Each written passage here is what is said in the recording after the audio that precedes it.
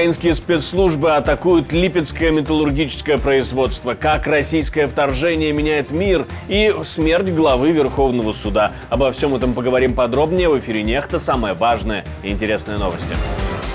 В годовщину начала российского вторжения Зеленский встречает гостей в аэропорту Гостомеля. Но теперь это друзья и партнеры, а не российские военные. Слава Україні! Я знаходжусь зараз в Гостомелі. Саме звідси мало розпочатись, де саме взяти Київ. В Москве горит ангар завода, который выпускает и ремонтирует истребители и бомбардировщики, один из которых накануне упал в Херсонской области. Акция жен мобилизованных и новое задержание на этой акции. К чему это все идет? Домойки начинались с чего? Прямо с таких слов. Они все время говорили следующее. Мы за войну, мы ее полностью поддерживаем. Спасибо, что смотрите, спасибо за доверие. Не забывайте ставить лайки, не забывайте оставлять комментарии, не забывайте подписываться на наши каналы. Это важно и совсем не сложно. Поехали. В Липецке ночью дроны атаковали сталелитейный завод, самый крупный в России. В одном из цехов Новолипецкого металлургического комбината произошел пожар от попадания беспилотника. Пишет об этом губернатор. Но все беспилотники, которые летели на область, были перехвачены. Об этом тоже пишет губернатор. Издание РБК Украина и русская служба BBC пишут, ссылаясь на свои источники, что эта атака организована СБУ вместе с Главным управлением разведки Минобороны Украины. Это один из крупнейших металлургических комбинатов России. Он работает на военно-промышленный комплекс России и выполняет большое количество государственных заказов. Сырье из этого предприятия идет на изготовление российских ракет, артиллерии, беспилотников и так далее. Поэтому для Украины это законная цель. Источники BBC также говорят, что дроны попали в установки, предназначенные для первичного охлаждения неочищенного коксового газа, необходимого для самых первых стадий производства стали. Это означает, что все производство может остановиться. В Москве тем временем горит завод, на котором делают истребители и бомбардировщики Су. Точнее, горит ангар завода авиаконструктора Сухова. Вряд ли это принесет тяжелые последствия, но, может быть, какое-то количество самолетов теперь не будет обслужено или даже выпущено. А если учесть ту катастрофическую способность пропадать с радаров во время выполнения боевых заданий, становится тревожно.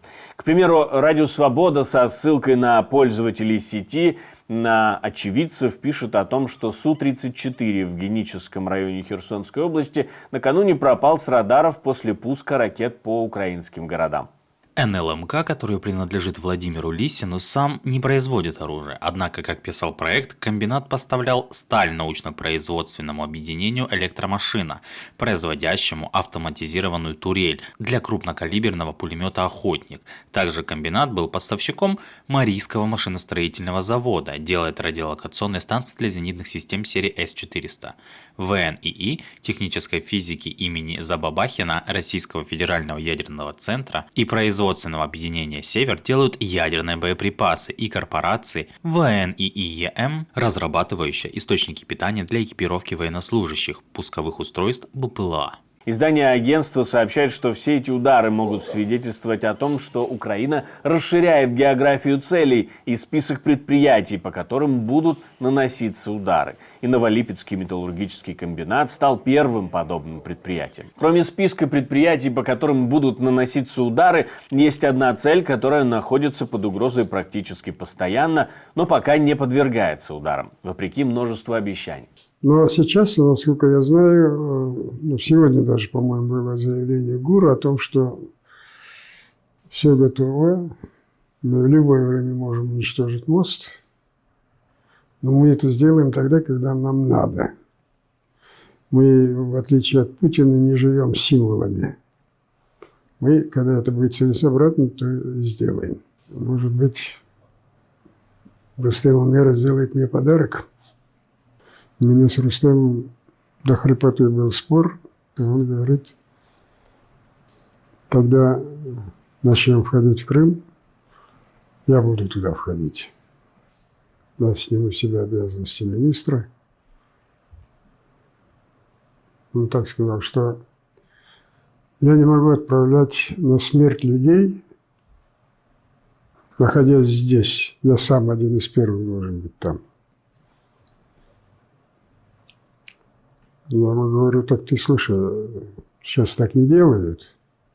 Нет, это вопрос морали, я там должен быть. Я говорю, ну ладно, тогда я тоже буду рядом с тобой. Умер глава Российского Верховного суда Вячеслав Лебедев. Было ему 81 год, и занимал эту должность он с 1989-го. Последнее фото, или одно из последних, 6 февраля, там он встречается с Путиным. Удивительное совпадение. Примечательно, что скончался он как раз в годовщину широкомасштабного вторжения России в Украину. Еженедельная акция жен мобилизованных проходит в российских городах, в частности в Москве. И там с самого утра в Александровском саду полиция уже задерживает журналистов, которые пришли освещать эту акцию. Путь до мойки начинались с чего? Прямо с таких слов. Они все время говорили следующее. Мы за войну, мы ее полностью поддерживаем. Мы за победу России в этой войне, за оккупацию Украины и за уничтожение Украины. Мы за украинцев. Но, пожалуйста, верните нам наших мужей, заберите кого-нибудь другого туда, на фронт. Они все время говорили, мы за Путина. А сейчас они уже нет. Они говорят, подождите, а что это Путин нам не возвращает? И теперь они говорят, потом они стали говорить, а почему Путин не возвращает? Они пошли в приемную Путина с вопросом, где наши мужья. Потом они пришли в приемную кандидата в президенты Владимира Путина с вопросом, а где ваша программа-то, товарищ Путин? Ну вот, какая программа вы собираетесь реализовывать по войне? Где? То есть, когда войну будете заканчивать? Это был следующий этап. А сегодня, вот то, что вы даже зачитали сейчас текст, я его впервые слышал. Но это же следующий этап. Это же следующий этап. Нам все равно кто. То есть, как все равно? А как же солнце русской политики и вообще русской словесности Владимир Путин? То есть, вам все равно, будет ли он в этот момент возглавлять Россиюшку? Видите, им все равно. Значит, они сделали еще один шаг. Шаг, шаг, шаг, шаг. Первая мировая война так и заканчивалась. Польские женщины тоже мобилизовались. В смысле, высказали свое мнение о протестах на границе и о том, что они не согласны с формой этих протестов. Мы осуждаем скандальные лозунги и символы, направленные против польского суверенитета, польской демократии, имиджа Польши на международной арене Украины и Европейского Союза. Они требуют от протестующих идти на диалог с властями, а от самих властей идти на диалог с протестующими и относиться к их заявлениям серьезно. И обе стороны просят не усугублять ситуацию, в которой сейчас оказалась Украина. 2 года назад Россия начала широкомасштабное вторжение в Украину. Оккупанты открыто пересекли границу под своими флагами и попытались фактически маршем пройтись по стране. У них не очень получилось, но мир изменился и вряд ли уже станет прежним. Полномасштабное нападение России на Украину, она по сути добила Ялтинско-Потсдамскую систему архитектуры мировой безопасности. И это становится абсолютно очевидным. Начали уже такие метастазы идти, трещины, которые дали, в принципе, мировым аналитическим центрам понять, что последствия будут неминуемо негативны. Не хочу говорить катастрофическими, да, после распада Советского Союза и после той политики, такой, еще называют ее там Киссинджеровщина, да, но такого вот со всеми договориться, когда Украина, Беларусь, Казахстан, вместо того, чтобы запланировано уничтожить ядерное оружие, про что говорили изначально, что все это было передано в единый центр Российскую Федерацию. То есть это была череда неправильных решений, которые так или иначе привели к тому, что привели. И это ж не только Украина, это целая череда конфликтов. Главы государств и экс-главы государств съезжаются в Киев на 2-ю годовщину начала российского широкомасштабного вторжения. Президент Украины встречает гостей в аэропорту Гостомеля, на котором в первые дни вторжения разворачивались одни из самых важных событий. Слава Україні! Я знаходжусь зараз в Гостомелі. Саме звідси мало розпочатись те саме взяти Київ і Україну за 3 дні. Можна сказати одним реченням, 2 роки тому ми вогнем зустрічали тут ворожий десант. 2 роки по тому ми зустрічаємо тут наших друзів, наших партнерів. Прем'єрка Італії Джорджа Мелоні, голова G7, прем'єр-міністр Канади Джастін Трюдо, Урсула фон дер Ляєн, президентка Єврокомісії, Олександр Де Крoo, прем'єр Бельгії, що головує у Європейській Раді. І це символічно і красномовно описує шлях, який ми пройшли за ці 2 роки. Гости прибывают, экс-премьер-министр Британии, к примеру, также прибыл в Киев, а те, кто не может приехать, записывают видеообращение. Главные украинцы. Уже 2 года ваше государство героически и непреклонно противостоит брутальной агрессии России. Наши мысли с вами. Украина выстоит потому, что она сильная и мужественная, и потому, что у нее есть друзья в Европе и во всем мире.